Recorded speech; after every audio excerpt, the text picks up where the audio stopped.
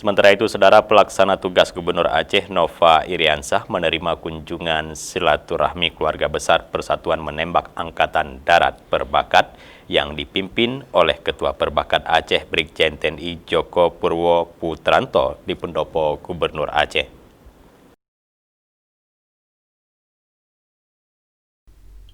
Brigjen TNI Joko Purwo Putranto yang juga Kasdam IM tersebut datang bersama Ketua Harian Perbakat Sab Rafiq Sabri serta para pengurus perbakat lainnya yang berasal dari kalangan sipil dan militer.